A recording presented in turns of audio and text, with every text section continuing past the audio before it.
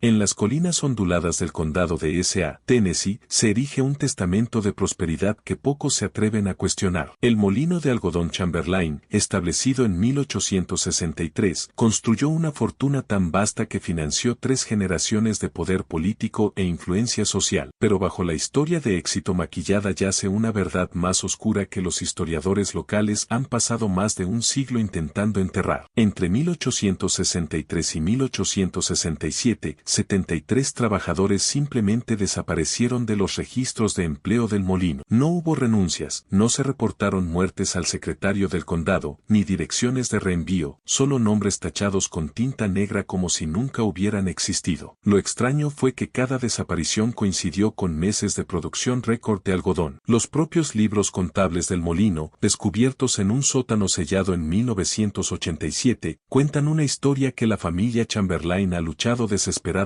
por mantener oculta. ¿Qué sucedió realmente durante esos 4 años empapados de sangre cuando el algodón era rey y la vida humana era más barata que la materia prima? Antes de continuar con la historia del molino de algodón Chamberlain y sus trabajadores desaparecidos, asegúrate de suscribirte a nuestro canal y activar la campanita de notificaciones. Nos estamos adentrando en los secretos históricos más oscuros de América y queremos que nos acompañes en cada escalofriante revelación. Además, deja un comentario abajo y cuéntanos desde qué estado nos estás escuchando. Nos encanta conectar con otros entusiastas de los misterios de todo el país. La verdad sobre esas 73 almas comienza en el invierno de 1862, cuando el ambicioso joven industrial Jeremiah Chamberlain vio una oportunidad en el caos de la guerra civil. Gallatin, Tennessee, en 1862, era una ciudad atrapada entre 2 mundos. Ubicada a solo 30 millas al noreste de Nashville, se había vuelto próspera gracias al cultivo de tabaco y al comercio fluvial a lo largo del Cumberland. Pero mientras la guerra civil arrasaba su segundo año, las industrias tradicionales se desmoronaron bajo el peso de los bloqueos, la conscripción y la incertidumbre económica. La moneda confederada se convirtió en papel sin valor y las fuerzas de ocupación de la Unión controlaban las rutas de suministro vitales que una vez hicieron rica a la región. En este paisaje desesperado llegó Jeremiah Chamberlain, un emprendedor de 28 años de Massachusetts con credenciales inusuales. A diferencia de otros empresarios del norte que veían al sur como un territorio conquistado para explotar, Chamberlain poseía algo mucho más valioso: conocimientos detallados de las técnicas de procesamiento del algodón aprendidas durante 2 años trabajando en los molinos textiles de Lel. Más importante aún, llevaba cartas de recomendación de los oficiales de la Unión que necesitaban desesperadamente proveedores confiables de uniformes militares y lona. Chamberlain era un hombre de estatura media con ojos grises de acero y cabello prematuramente plateado que le daba un aire de autoridad más allá de sus años. Aquellos que lo conocieron describieron una cualidad casi hipnótica en su voz, suave pero autoritaria, con la capacidad de hacer que las peticiones más irracionales sonaran perfectamente lógicas. Se vestía impecablemente incluso en tiempos de guerra, favoreciendo trajes de lana oscuros y relojes de bolsillo de oro que sugerían prosperidad en tiempos en los que la mayoría de los hombres vestían ropa remendada. El molino que estableció ocupaba una ubicación privilegiada a lo largo del arroyo Bledsoe, donde el flujo de agua proporcionaba energía constante para los enormes desmotadores de algodón y telares. El edificio de 3 pisos de ladrillo se alzaba como una fortaleza roja desde el campo de Tennessee. Sus altas ventanas estaban diseñadas para captar la máxima luz del día para los trabajadores en su interior. Chamberlain no escatimó en gastos en la construcción, importando maquinaria directamente de fabricantes del norte y contratando capataces calificados de molinos establecidos en Georgia y las Carolinas, lo que hacía único al molino de algodón. Chamberlain, sin embargo, era su fuerza laboral. Mientras que otros fabricantes luchaban por encontrar mano de obra confiable durante la guerra, Chamberlain parecía haber resuelto este problema con notable eficiencia. Su molino operó a plena capacidad durante todo 1863, produciendo contratos militares por un valor de más de $200,000, una suma astronómica para una operación rural de Tennessee. Tennessee. El secreto de su éxito, afirmaba Chamberlain, residía en sus políticas progresivas de empleo. Ofrecía salarios más altos que los molinos competidores, proporcionaba alojamiento en el lugar para los trabajadores y sus familias, y mantenía lo que él llamaba un ambiente familiar donde los empleados eran tratados con dignidad y respeto. Los periódicos locales elogiaron su modelo de negocio como prueba de que el capital del norte y la mano de obra del sur podían trabajar juntos para una prosperidad mutua. Pero aquellos que prestaron más atención notaron inconsistencias preocupantes en la operación de Chamberlain. Los trabajadores parecían entrar y salir con una frecuencia inusual. Las familias llegaban para trabajar en el molino, vivían en las viviendas proporcionadas por la empresa durante varios meses y luego simplemente desaparecían de la noche a la mañana. Cuando se les preguntó, Chamberlain explicó que muchos de sus empleados eran refugiados de los combates en el centro de Tennessee, naturalmente inclinados a mudarse cuando escuchaban noticias de familiares o mejores oportunidades en otro lugar. La explicación satisfizo a la mayoría de los residentes locales, que tenían sus propias preocupaciones de guerra con las que lidiar. La escasez de alimentos, los asaltantes confederados y la constante amenaza de represalias de la Unión hicieron que todos se centraran en la supervivencia diaria en lugar de los vaivenes del molino de algodón. Además, la operación de Chamberlain trajo empleo desesperadamente necesario y dinero federal a la comunidad. Las preguntas sobre sus prácticas comerciales parecían desagradecidas, incluso antipatrióticas. Sin embargo, había quienes notaron detalles que no encajaban del todo. El doctor Marcus Henley, el único médico de la ciudad, mencionó a su esposa que nunca se le había llamado para tratar a un solo trabajador del molino Chamberlain, a pesar de la naturaleza peligrosa de la maquinaria industrial. Sarah Poole Jennings, la jefa de correos y pariente lejana del expresidente James K. Polk, observó que los trabajadores del molino nunca parecían enviar ni recibir correspondencia, algo inusual para personas que supuestamente mantenían conexiones familiares a lo largo del sur en guerra. Lo más preocupante de todo fueron las observaciones de Caleb Craven, un niño de 12 años cuya familia tenía una granja junto a la propiedad del molino. Caleb pasaba sus días cazando conejos y pescando a lo largo del arroyo Bledsoe, actividades que le daban una vista despejada de las operaciones del molino. Notó que, aunque los trabajadores entraban regularmente al molino cada mañana, rara vez veía los mismos rostros salir al final del día. Cuando se lo mencionó a su padre, le dijeron que los trabajadores probablemente usaban una salida diferente o trabajaban en turnos variables. Pero los agudos ojos del joven Timothy habían captado algo completamente distinto. En varias ocasiones, generalmente durante las horas más oscuras antes del amanecer, vio carretas saliendo de los terrenos del molino cargadas con lo que parecían ser grandes bultos envueltos en lona. Las carretas siempre se dirigían hacia el sur, hacia el río Cumberland, y siempre regresaban vacías al amanecer. Las inocentes observaciones del niño resultaron ser más significativas de lo que cualquiera podría haber imaginado, porque en el invierno de 1863, cuando el molino de Chamberlain alcanzó su máxima producción y sus ganancias se dispararon a alturas sin precedentes, aparecieron los primeros signos de que algo mucho más siniestro que el procesamiento de algodón estaba ocurriendo dentro de esos muros de ladrillo rojo. La primera grieta en la cuidadosamente construida fachada de Jeremiah Chamberlain apareció el 14 de febrero de 1863, cuando una tormenta de nieve azotó el centro de Tennessee con furia sin precedentes. La nieve cayó durante 3 días seguidos, acumulándose a profundidades no vistas en la memoria viva. Los caminos se volvieron imposibles. Las líneas de telégrafo se rompieron bajo el peso del hielo y hasta los residentes más resistentes se vieron obligados a permanecer dentro de sus casas hasta que la tormenta pasara. Para Caleb Craven, confinado en la granja de su familia con nada más que libros y la vista desde la ventana de su habitación, la tormenta le brindó una oportunidad inesperada para observar las operaciones del molino en circunstancias extraordinarias. Lo que presenció durante esos 3 días lo perseguiría por el resto de su vida. El primer día de la tormenta, mientras el viento aullaba a través del paisaje congelado y la nieve se acumulaba contra las ventanas del molino, Caleb notó que las luces permanecían encendidas durante toda la noche en el piso de producción principal. Esto le pareció extraño, ya que la mayoría de los negocios habían suspendido sus operaciones hasta que las condiciones climáticas mejoraran. A través del telescopio de su padre, tomado sin permiso, pudo ver figuras moviéndose de un lado a otro frente a las ventanas iluminadas, lo que sugería que el trabajo continuaba a pesar de las peligrosas condiciones. Más desconcertante fue la ausencia de humo de los alojamientos residenciales del molino. Las viviendas de la empresa, una fila de estructuras de madera ordenadas adyacentes al edificio principal, no mostraban señales de fuego o humo de chimenea. Incluso en el peor clima, las familias estarían quemando cualquier combustible que pudieran encontrar para mantenerse calientes. Los edificios parecían completamente deshabitados, como si nadie viviera allí en absoluto. En la segunda noche, cuando la tormenta alcanzó su máxima intensidad, Caleb presenció algo que hizo que su sangre se congelara. Alrededor de la medianoche, durante una breve calma en el viento, vio una fila de personas siendo llevadas desde el edificio principal del molino hacia lo que parecía un cobertizo de almacenamiento en la parte trasera de la propiedad. Incluso a través de la nieve que giraba, pudo ver que las figuras se movían lentamente, casi a regañadientes, y parecían estar llevando bultos o pertenencias personales. Lo que más le inquietó fue la presencia de hombres armados escoltando al grupo. Caleb contó al menos 4 guardias, cuyos rifles eran claramente visibles incluso a distancia. Esto no era una transferencia ordinaria de trabajadores a diferentes alojamientos. Toda la procesión tenía la sensación de prisioneros siendo movidos bajo coacción. El niño observó hasta que el grupo desapareció dentro del cobertizo de almacenamiento. Nadie salió. Los guardias regresaron al molino principal, pero el cobertizo permaneció oscuro y en silencio durante el resto de la noche. Caleb esperó hasta el amanecer, esperando ver a los trabajadores regresar a sus tareas, pero el edificio permaneció vacío y quieto. En el tercer día, cuando finalmente la tormenta comenzó a cesar, Caleb observó la escena más perturbadora hasta ahora. 3 carretas, cargadas pesadamente y cubiertas con lonas de lona, salieron de los terrenos del molino justo antes del amanecer. A pesar de las condiciones traicioneras del camino, los conductores parecían decididos a llegar a su destino, cualquiera que fuera el riesgo. Las carretas se dirigieron hacia el sur a través de los campos cubiertos de nieve, siguiendo una ruta que los llevaría al río Camberley. Cuando las carretas regresaron varias horas después, estaban vacías, limpias, como si nunca hubieran llevado nada en absoluto. Esa tarde, cuando los caminos se hicieron transitables y la actividad normal se reanudó en todo el condado, Caleb hizo un descubrimiento que confirmó sus peores temores. Colándose en la propiedad del molino mientras los trabajadores estaban ocupados despejando la nieve del edificio principal, se acercó al cobertizo de almacenamiento donde había visto desaparecer al grupo de personas 2 noches antes. El edificio estaba vacío, completamente vacío, no solo de personas, sino de cualquier signo de que las personas hubieran estado allí alguna vez. No había pertenencias personales, no había ropa de cama, no había evidencia de reciente habitabilidad. El suelo estaba barrido y el aire olía fuertemente a jabón de cal, como si alguien hubiera frotado todos los rastros de presencia humana. Pero en una esquina, parcialmente oculta debajo de una tabla floja del suelo, Caleb encontró algo que hizo que su corazón latiera rápidamente. Un pequeño zapato de cuero, del tipo que usaban los niños. El cuero aún estaba flexible, la suela apenas gastada, lo que indicaba que se había perdido recientemente. Dentro del zapato, grabadas en la plantilla con lo que parecía un clavo o un pedazo de metal afilado, estaban las iniciales M y una fecha, 12 de febrero de 1863, 2 días antes de la tormenta, 2 días antes de la misteriosa procesión nocturna hacia el cobertizo de almacenamiento. Caleb sujetó el zapato contra su pecho y corrió a casa a través de la nieve que se derretía, con la mente llena de terribles posibilidades. Irrumpió en la cocina de su familia, donde sus padres preparaban la cena, sin aliento y pálido de miedo.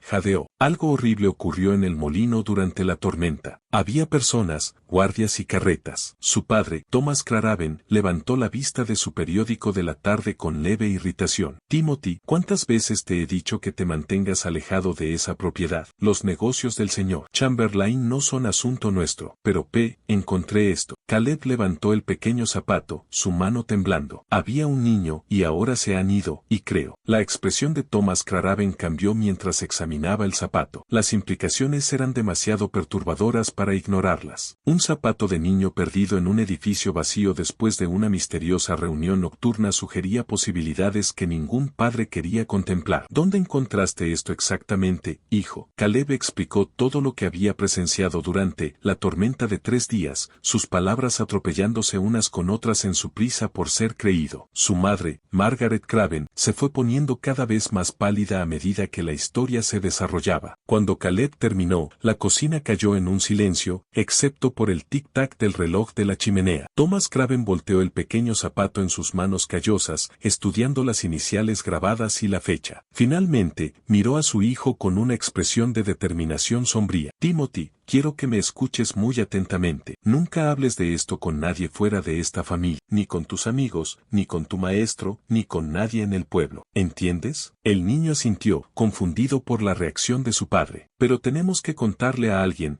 si algo malo le pasó a ese niño, dijo Thomas en voz baja. A veces, lo más peligroso que puede hacer un hombre es hacer preguntas cuando personas poderosas no quieren que se hagan. Margaret Craven habló por primera vez desde que escuchó la historia de su hijo. ¿Qué estás diciendo, Thomas? ¿Que simplemente ignoramos lo que Caleb vio? Thomas estuvo en silencio durante un largo momento, sopesando cuidadosamente sus palabras. Lo que digo es que necesitamos ser muy cuidadosos con lo que hagamos a continuación, porque si Caleb tiene razón sobre lo que fue testigo, entonces estamos lidiando con algo mucho peor que solo un molino de algodón con prácticas comerciales inusuales. Como si su conversación hubiera convocado algo, sonó un golpe en la puerta principal. A través de la ventana empañada, pudieron ver la silueta de un hombre con un abrigo oscuro, su aliento formando nubes en el aire frío de la noche. Era el propio Jeremiah Chamberlain, que venía a visitar a sus vecinos con una sonrisa que no llegaba del todo a esos ojos grises de acero. La conversación entre Thomas Craven y Jeremiah Chamberlain esa noche de febrero duró apenas 10 minutos, pero sus implicaciones resonarían durante las décadas siguientes. Chamberlain había venido, explicó con su característica confianza tranquila, para discutir una propuesta de negocios que beneficiaría a ambas familias. Thomas, comenzó Chamberlain, acomodándose en la modesta sala de estar de los Craven con la facilidad de un hombre acostumbrado a ser bien recibido en todas partes. He estado observando a tu hijo, Timothy. Ojos agudos, ese muchacho, mente curiosa, el tipo de joven que nota cosas que otros podrían pasar por alto. Thomas sintió que la mano de su esposa se apretaba en su brazo, una advertencia silenciosa para proceder con cautela. Timothy siempre ha sido observador, respondió Thomas con cuidado, a veces demasiado para su propio bien. La sonrisa de Chamberlain se amplió, pero sus ojos grises seguían siendo fríos y calculadores. La curiosidad es una cualidad valiosa en las circunstancias adecuadas. En otros, puede ser problemática. Estoy aquí para asegurarme de que la curiosidad natural de Timothy se canalice en direcciones productivas. De su bolsillo del abrigo, Chamberlain sacó un portafolio de cuero que contenía lo que parecían ser documentos legales. Estoy preparado para ofrecerle a tu familia una suma considerable, 500 pesos por un pequeño trozo de tu tierra. Esa franja a lo largo del arroyo Bledsoe donde a Caleb le gusta pescar. La necesito para la expansión del molino, derechos de agua, ese tipo de cosas. 500 pesos era más dinero del que la familia Craven había visto en una sola vez. En 1863, representaba casi 3 años de ingresos de la granja. La oferta era tan generosa que casi resultaba sospechosa. Eso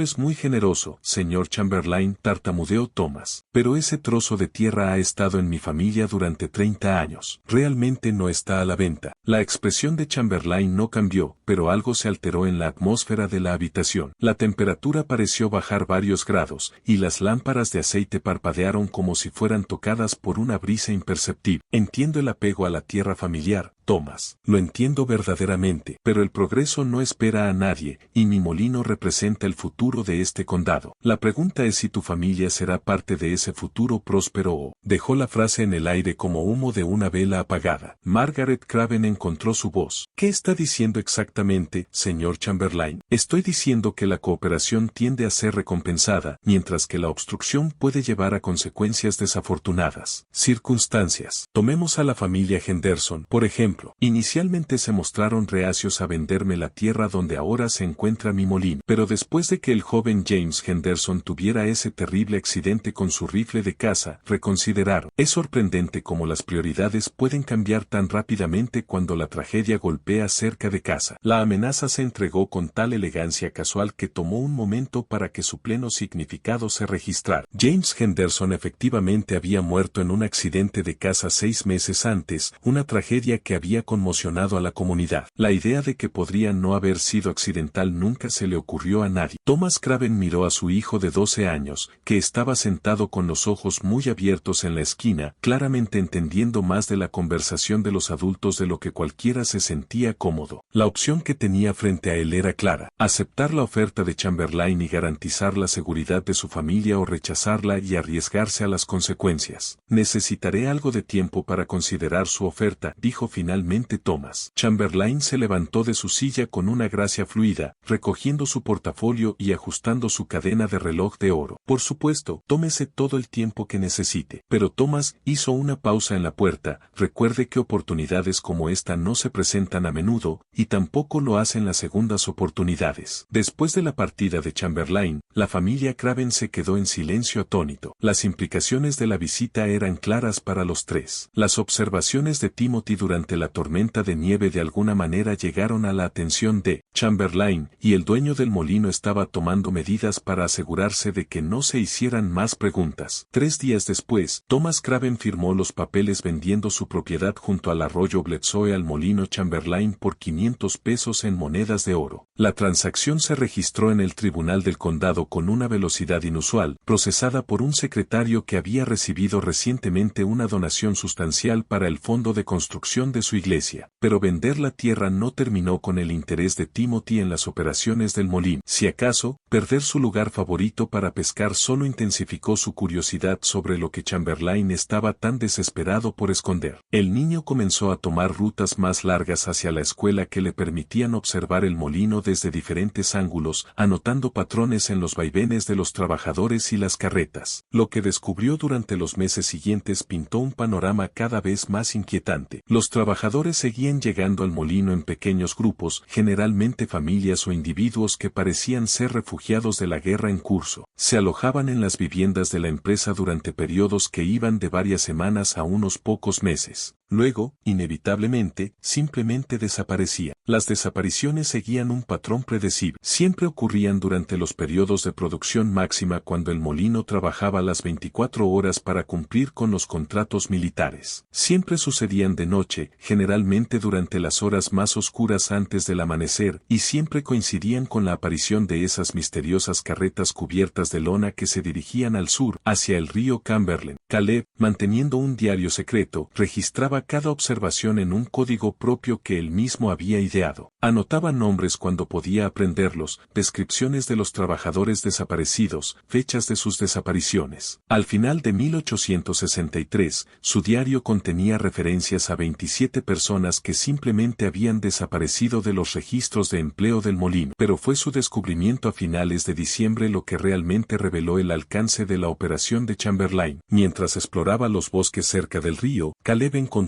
lo que parecía ser un cementerio improvisado. Docenas de tumbas rudimentarias marcadas solo por estacas de madera numeradas clavadas en la tierra helada. Las tumbas estaban organizadas en filas ordenadas, lo que sugería una organización sistemática en lugar de un entierro aleatorio de víctimas de enfermedades o de la guerra. Lo más perturbador de todo fue la frescura de muchas tumbas. La tierra estaba recién removida, las marcas de madera aún eran nuevas y no estaban manchadas por el clima. Alguien había estado enterrando cuerpos allí regularmente, probablemente durante meses. Caleb contó un total de 73 tumbas, 73 estacas de madera numeradas consecutivamente representando a 73 seres humanos que habían encontrado su descanso final en tumbas sin marcar a lo largo del río Cumberland. Mientras estaba entre las silenciosas marcas, la nieve comenzaba. Mientras la nieve comenzaba a caer nuevamente sobre el paisaje de Tennessee, Caleb Craven se dio cuenta de que había tropezado con algo mucho más siniestro que simples prácticas comerciales inusuales. Estaba mirando evidencia de asesinato sistemático llevado a cabo con eficiencia industrial y oculto bajo la respetable fachada de la manufactura en tiempos de guerra. La pregunta que lo perseguiría por el resto de su vida era simple. ¿Qué exactamente estaba haciendo Jeremiah Chamberlain con esos trabajadores que requería que fueran enterrados en tumbas secretas? Y más importante aún, ¿cuántos más morirían antes de que alguien tuviera el valor de detenerlo? El invierno de 1863 dio paso a una primavera que trajo tanto esperanza como horror al condado de Sumner. Las fuerzas de la Unión habían asegurado la mayor parte del centro de Tennessee. El comercio comenzaba a reanudarse lentamente a lo largo del río Cumberland y había un optimismo cauteloso de que la guerra podría estar girando a favor del norte. Para Jeremiah Chamberlain, estos desarrollos significaban mayores oportunidades y contratos gubernamentales aún más grandes. Pero para Caleb Craven, ahora de 13 años y cada vez más atormentado por sus descubrimientos, la primavera trajo nuevas pruebas del terrible secreto oculto en las operaciones del molino. Sus observaciones clandestinas se habían convertido en una investigación sistemática impulsada por el sentido de justicia de un joven y una creciente comprensión de que él podría ser la única persona posicionada para exponer la verdad. El avance llegó en abril, cuando Caleb presenció la llegada de un nuevo grupo de trabajadores. A diferencia de los grupos anteriores, esta familia incluía a alguien que Caleb reconoció, Rebecca Sutton, la hija de 16 años de un predicador metodista de Hartsville, cerca de allí. La familia de Rebecca había sido desplazada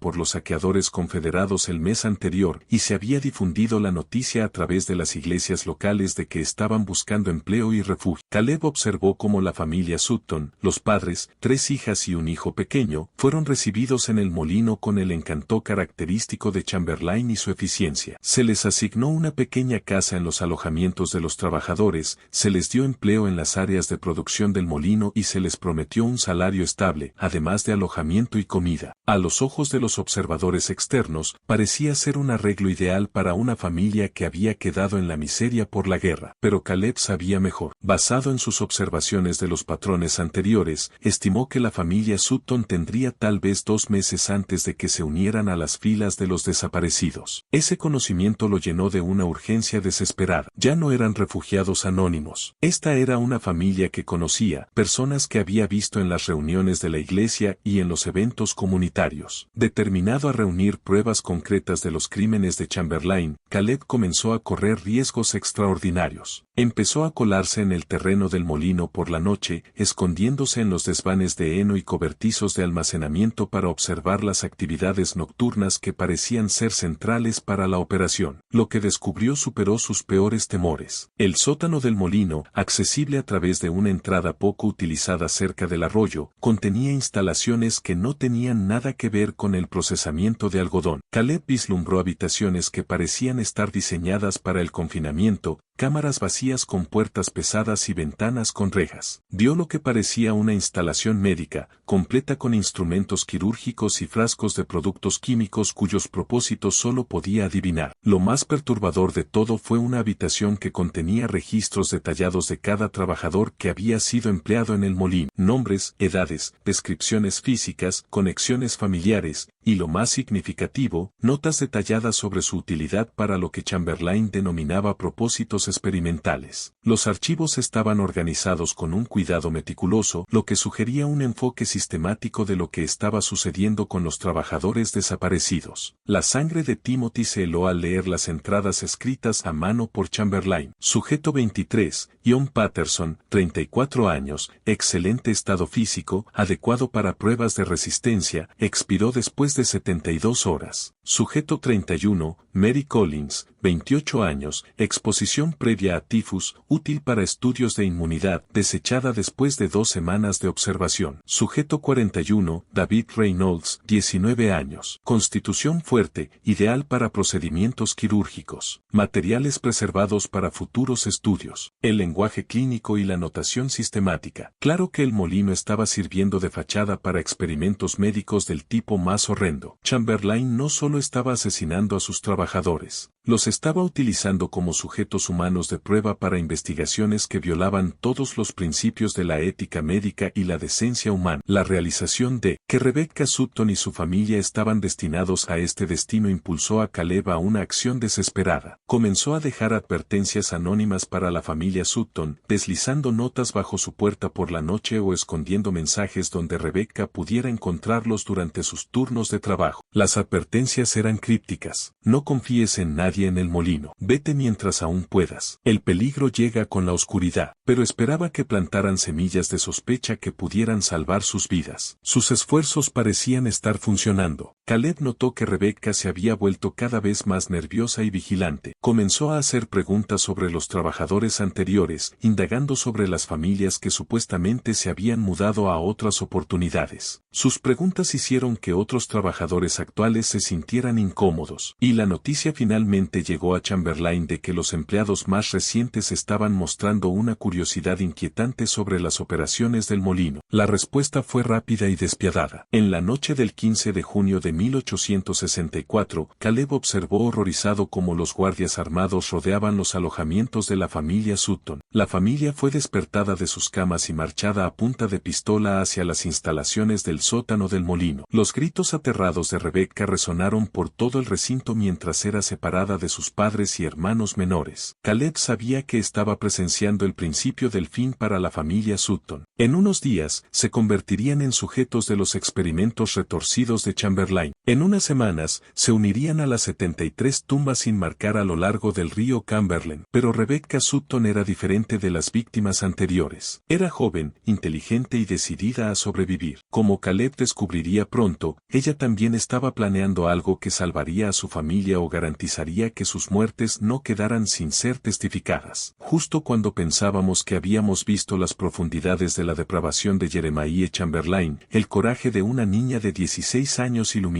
todo el horror de lo que sucedía dentro de ese molino. Si esta historia te está dando escalofríos, comparte este video con un amigo que ame los oscuros misterios. Dale like para apoyar nuestro contenido. Y no olvides suscribirte para no perderte historias como esta. Descubramos juntos qué hizo Rebecca Sutton a continuación. Oculto en el sótano del molino, Rebecca descubrió algo que incluso las investigaciones de Timothy habían pasado por alto. Un diario detallado mantenido por el propio Chamberlain que documentaba cada experimento, cada muerte y, lo más importante, cada transacción financiera relacionada con su investigación. El molino no solo era una fachada para los experimentos médicos, era parte de una red más grande que proporcionaba sujetos humanos a médicos y investigadores adinerados en todo el sur. Hombres dispuestos a pagar sumas enormes por oportunidades para realizar estudios imposibles en entornos médicos legítimos. El diario reveló que la operación de Chamberlain era mucho más extensa de lo que cualquiera había imaginado. Había establecido instalaciones similares en Georgia, Mississippi y Carolina del Sur, todas disfrazadas como operaciones de manufactura en tiempos de guerra. La red había procesado más de 400 sujetos en 2 años, generando ganancias que eclipsaban incluso los ingresos sustanciales de la producción legítima de algodón. Pero el diario también contenía información que resultaría ser la caída de Chamberlain. Incluía nombres, fechas y ubicaciones de transacciones con médicos prominentes y funcionarios del gobierno. Detallaba sobornos a las autoridades locales y amenazas contra posibles testigos. Lo más dañino de todo, contenía correspondencia con oficiales médicos del Ejército de la Unión que estaban comprando datos experimentales derivados de los sujetos humanos de Chamberlain. Rebecca logró arrancar varias páginas cruciales del diario y esconderlas en su ropa antes de ser descubierta por los guardias. Sabía que la evidencia que llevaba podría ser la única esperanza de exponer la verdad sobre lo que estaba sucediendo en el molino, pero primero, tendría que sobrevivir lo suficiente como para obtener información a alguien que pudiera actuar al respecto. Lo que ella no sabía era que Caleb Craven había estado observando desde fuera de la ventana del sótano y que lo había visto esconder las páginas robadas. Los dos jóvenes, separados por barrotes y guardias, pero unidos en su determinación de detener los crímenes de Chamberlain, estaban a punto de formar la asociación más improbable en la historia del condado de Sumner. Una asociación que podría salvar docenas de vidas o costarles las suyas. La fase final de la operación de Jeremiah Chamberlain comenzó en una calurosa mañana de julio de 1864, cuando llegó un telegrama desde la sede del Ejército de la Unión en Nashville. El mensaje era breve pero devastador para los planes de Chamberlain. Efectivo de inmediato, todos los contratos de investigación médica civil estaban siendo revisados por un nuevo comité de supervisión, y cualquier instalación que realizara trabajos experimentales con sujetos humanos debía ser registrada e inspeccionada dentro de los próximos 30 días. Caleb Craven, escondido en su habitual puesto de observación en el granero de los molinos, observó cómo Chamberlain leía el telegrama. El rostro del dueño del molino pasó por una transformación notable, de autoridad confiada a una rabia apenas controlada, a una fría y calculadora determinación. Lo que fuera que contenía el telegrama, había cambiado fundamentalmente la situación en el molino. En cuestión de horas, Chamberlain Chamberlain había convocado una reunión con su círculo cercano, el Dr. Marcus Ensley, quien Caleb ahora se dio cuenta de que no era el médico de la ciudad, sino un investigador médico trabajando con Chamberlain, el capataz William Garrett y 3 guardias armados que servían como ejecutores. La reunión tuvo lugar en la oficina privada de Chamberlain, pero Caleb descubrió que las voces se transmitían claramente a través del sistema de ventilación del edificio hasta su escondite en el altillo. Señores, dijo Chamberlain con voz controlada pero tensa, tenemos 30 días para concluir nuestra investigación actual y eliminar toda evidencia de nuestras actividades. El comité de supervisión incluye varios individuos que no serían simpatizantes de nuestro trabajo, sin importar su valor científico. La respuesta del Dr. Ensley fue inmediata y llena de pánico. 30 días. Jeremiah, tenemos 47 sujetos activos en varias etapas de estudio. Algunos experimentos han estado funcionando durante meses. No podemos simplemente. Podemos y lo haremos, interrumpió Chamberlain. Cada sujeto actualmente en la instalación será procesado hasta su finalización dentro de las próximas